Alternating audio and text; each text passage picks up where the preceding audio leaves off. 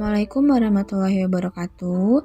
Perkenalkan, kami dari kelompok 8 pada mata kuliah perpajakan yang beranggotakan 5 orang, yaitu yang pertama ada Dian Ikan Nuraini, NPM 1951010314. Yang kedua ada Dita Aditya Putri, NPM 1951 010323. Yang ketiga ada Dwi Kurniasari, NPM 1951010325.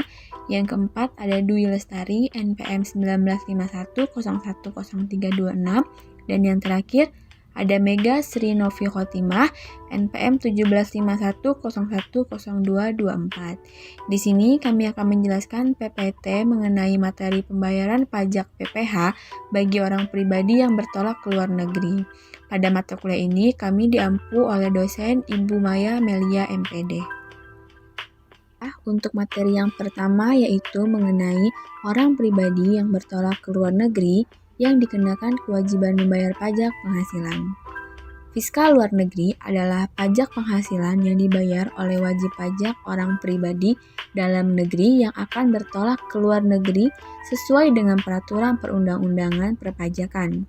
Berdasarkan pasal 25 ayat 8 Undang-Undang Nomor 7 Tahun 1983 tentang pajak penghasilan sebagaimana telah diubah terakhir kali dengan Undang-Undang Nomor 10 Tahun 1994 bagi wajib pajak orang pribadi yang bertolak ke luar negeri wajib membayar pajak yang ketentuannya diatur dengan peraturan pemerintah, bahwa untuk meningkatkan kepatuhan wajib pajak orang pribadi yang bertolak ke luar negeri dipandang perlu untuk mengatur ketentuan mengenai pembayaran pajak penghasilan tersebut dengan peraturan pemerintah.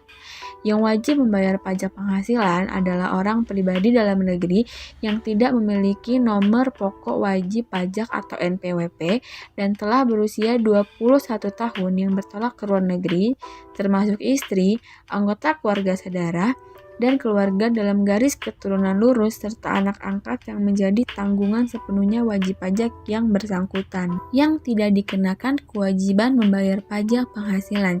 Jadi ada banyak sekali kriterianya. Yang pertama, warga negara Indonesia yang bertempat tinggal tetap di luar negeri yang memiliki dokumen resmi sebagai penduduk negara tersebut. Yang kedua, jemaah haji yang penyelenggaraan ibadahnya dilakukan oleh instansi yang berwenang. Yang ketiga, tenaga kerja Indonesia yang bekerja di luar negeri dalam rangka program penempatan tenaga kerja Indonesia dengan persetujuan instansi yang berwenang. Yang keempat, orang pribadi yang melakukan perjalanan lintas batas wilayah Republik Indonesia melalui darat. Yang kelima, penyandang cacat atau orang sakit yang akan berobat ke luar negeri atas biaya organisasi sosial termasuk 1 orang pendamping dengan persetujuan instansi yang berwenang. Yang keenam, anggota misi kesenian, misi kebudayaan, misi keolahragaan, atau misi keagamaan yang mewakili pemerintah Republik Indonesia ke luar negeri dengan persetujuan instansi yang berwenang. Ketujuh, mahasiswa atau pelajar yang telah berusia 21 tahun yang akan belajar di luar negeri dalam rangka program resmi pertukaran mahasiswa atau pelajar yang diselenggarakan pemerintah atau badan asing dengan persetujuan instansi yang berwenang. 8. Mahasiswa dari negara asing yang berada di Indonesia dalam rangka belajar dengan rekomendasi dari perguruan tinggi tempat mereka belajar dan tidak menerima atau memperoleh penghasilan dari Indonesia. 9. Tenaga kerja asing yang bekerja di Pulau Batam, Pulau Bintan, dan Pulau Karimun sepanjang pajak penghasilannya telah dipotong oleh pemberi kerja. 10. Orang asing yang berada di Indonesia dan tidak menerima atau memperoleh penghasilan dari Indonesia yang melaksanakan a. penelitian di bidang ilmu pengetahuan dan kebudayaan di bawah koordinasi lembaga pemerintah terkait. B. Program kerja sama teknik dengan mendapat persetujuan Sekretariat Negara. C. Tugas sebagai anggota misi keagamaan dan misi kemanusiaan di bawah koordinasi instansi terkait. 11. Orang asing yang tidak bertempat tinggal di Indonesia atau yang berada di Indonesia tidak lebih dari 183 hari dalam jangka waktu 12 bulan. 12. Pejabat dari perwakilan organisasi internasional yang tidak termasuk subjek pajak penghasilan yang ditetapkan dengan keputusan Menteri Keuangan termasuk anggota keluarganya dengan syarat bukan warga negara Indonesia dan tidak menjalankan usaha, kegiatan, atau pekerjaan lain yang memperoleh penghasilan dari Indonesia. 13. Pejabat perwakilan diplomatik dan konsulat atau pejabat lain dari negara asing termasuk anggota keluarganya dan orang-orang yang diperbentukan kepada mereka yang bekerja pada dan bertempat tinggal bersama-sama mereka dengan syarat A. Bukan warga negara Indonesia, B. Tidak menerima atau memperoleh penghasilan di luar jabatan atau pekerjaan tersebut di Indonesia, C. Negara bersangkutan memberikan perlakuan sama sesuai asas perlakuan timbal balik besarnya pajak penghasilan bagi orang pribadi yang bertolak ke luar negeri. Yang pertama, Rp2.500.000 untuk setiap orang setiap kali bertolak ke luar negeri dengan menggunakan pesawat udara. Yang kedua, Rp1.000.000 untuk setiap orang setiap kali bertolak ke luar negeri dengan menggunakan angkutan laut. Ketentuan ini berlaku mulai tanggal 1 Januari 2009 setiap dengan tanggal 31 Desember 2010 sehingga mulai tanggal 1 Januari 2011 setiap wajib pajak orang pribadi yang bertolak ke luar negeri tidak lagi dikenakan kewajiban ini. Perlakuan pembayaran pajak penghasilan bagi orang pribadi yang bertolak ke luar negeri sebagai kredit pajak. Pajak penghasilan yang dibayar wajib pajak orang pribadi yang bertolak ke luar negeri merupakan angsuran pembayaran pajak penghasilan dapat dikreditkan terhadap pajak penghasilan yang terutang pada akhir tahun yang bersangkutan setelah wajib pajak tersebut memiliki nomor pokok wajib pajak. Implementasi pembayaran pajak PPh bagi orang pribadi yang bertolak ke luar negeri. Contoh soal dan perhitungan pembayaran pajak PPh bagi orang pribadi yang bertolak ke luar negeri. Contoh kasus, yang pertama, berdasarkan laporan rugi laba PT Indomarto yang beralamat di Jalan Jenderal Sudirman nomor 11A Bandung pada tahun 2015 memiliki penghasilan neto usaha sebagai berikut. Dari dalam negeri mendapatkan laba senilai 7 miliar. Dari Brunei mendapatkan laba senilai 5 miliar dengan tarif pajak 20%. Di Singapura mendapatkan rugi senilai 1 miliar dengan tarif pajak 25%, sedangkan di Korea mengalami laba senilai 3 miliar dengan tarif pajak 30%. Pajak di luar negeri telah dibayar di negara tempat usaha masing-masing sesuai tarif yang berlaku. Berapa maksimum pengurangan atau kredit pajak PPh pasal 24 yang diperkenakan? Baiklah, di sini saya akan melanjutkan jawaban dari soal sebelumnya. Perhitungan kredit pajak luar negeri PPh 24 yang dapat dikreditkan terhadap pajak terutang di dalam negeri adalah sebagai berikut. Yang pertama, hitung jumlah penghasilan kena pajak.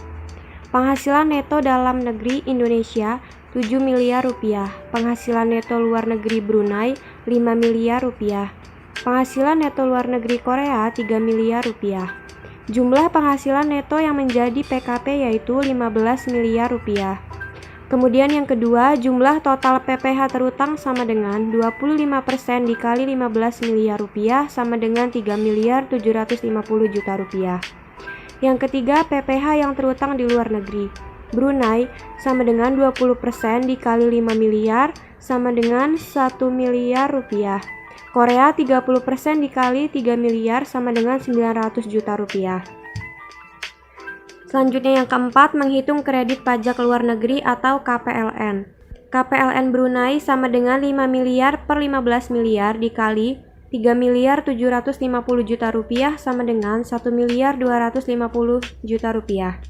KPLN Korea sama dengan 3 miliar per 15 miliar dikali 3 miliar 750 juta rupiah sama dengan 750 juta rupiah. Kemudian yang kelima, menentukan batas maksimum kredit pajak yang diperkenankan di Indonesia. Kredit pajak Brunei diperkenankan maksimum 1 miliar 250 juta rupiah. Namun karena tarif pajak Brunei lebih rendah, maka yang diperkenankan adalah maksimal 1 miliar rupiah atau pilih yang terendah. Kredit pajak Korea sesuai perhitungan maksimal 750 juta rupiah, meskipun perusahaan membayar PPh di Korea sebesar 900 juta rupiah atau harus yang terendah. Kemudian yang keenam, jumlah PPh pasal 24 yang dapat dikreditkan di dalam negeri yaitu 1 miliar rupiah ditambah 750 juta rupiah sama dengan 1 miliar 750 juta rupiah. Soal selanjutnya, PT Selera Rakyat berkedudukan di Indonesia memperoleh penghasilan neto dalam tahun 2015 sebagai berikut. Di Belanda memperoleh penghasilan berupa laba usaha sebesar 600 juta rupiah atau tarif pajak yang berlaku 30%. Di dalam negeri menderita kerugian sebesar 200 juta rupiah. Hitunglah PPh pasal 24 atau kredit pajak luar negeri dari PT Sinar Gemilang tahun 2014. Jawabannya adalah menghitung total penghasilan kena pajak. Penghasilan dari Belanda sebesar 600 juta ditambah penghasilan dari dalam negeri sebesar 200 juta. Jumlah penghasilan neto sebesar 400 juta.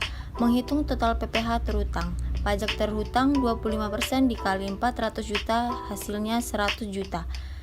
Yang ketiga, menghitung PPh maksimum yang didapat dikreditkan. Penghasilan luar negeri dibagi total penghasilan dikali total PPh terutang. 600 juta dibagi 400 juta dikali 100 juta dan 150 juta. Yang keempat, menghitung PPh yang terutang atau dipotong di luar negeri 30% dikali 600 juta yaitu 180 juta. Soal selanjutnya adalah PT Danang Jaya di Jakarta memperoleh penghasilan neto dalam tahun 2017 sebagai berikut.